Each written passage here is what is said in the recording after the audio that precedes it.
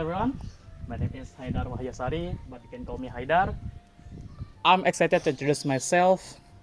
My student ID number is F1D02410114, and the estimated test result.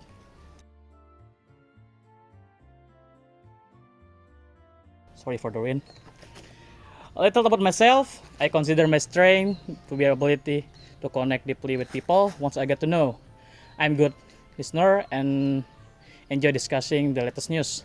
However, one of my weakness is that I often struggle to start conversation with new people. I'm naturally a bit reserved until I get comfortable with someone.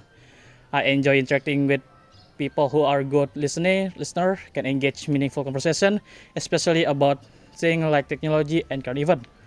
I am always looking to make new friends and learn from others.